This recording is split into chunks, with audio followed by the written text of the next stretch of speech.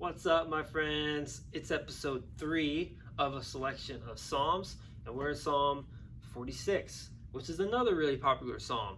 I'll be honest, we didn't go through and pick these Psalms because they're popular. It just kind of happened. Again, we chose them because they start down low and then they end up really great. So Psalm 46, I hope you read it. If you haven't, pause the video, go read it, and let's jump in. Psalm 46.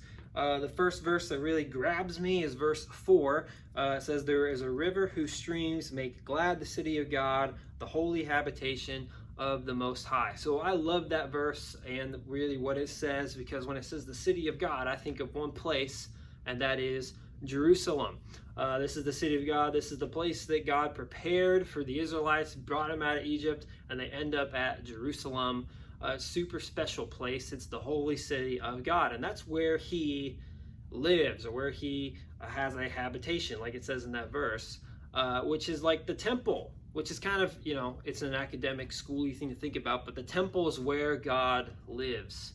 Let's fast forward to today, and the holy habitation of God. What is that? Well, it's the church. It's his people. That's us. That's God's holy habitation.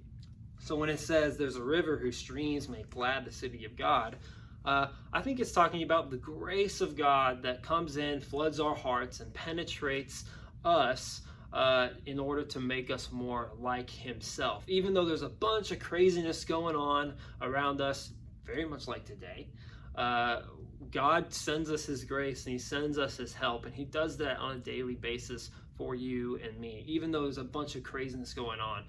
So you fast forward down the psalm, that's what it's talking about, until you get to verse 10, and Becca's going to talk about verse 10 with us. So this is my favorite part of this whole passage, and it's going to sound cliche, but it's not, because I'm going to explain why. But verse 10 is the infamous "be still and know that I'm God." And if you have a magnet or some frame in your house with a verse on it, it probably, or there's just a good chance that it is the "be still and know that I'm God." It's kind of become this like cushiony comfort verse in the world.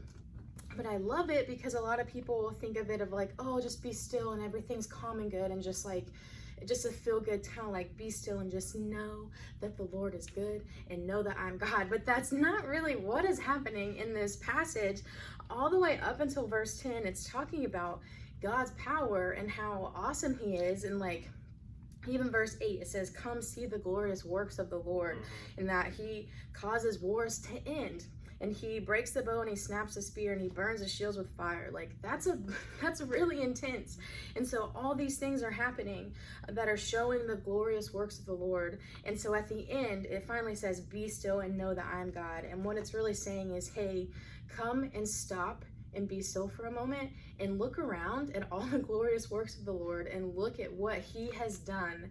And that is when you know that he is God. Be in awe of who he is, of his character, of his glorious works, and be still and look around and stand in awe. So that is my favorite part of this is, wow, I'm going to stop and I'm going to be still in God's presence, but also I'm going to look around and see all the victories that he has given me and all the glorious works that he's done. Awesome. Great challenge for you. Be still. Know that he is the Lord. He's doing things, working around you, working in your life.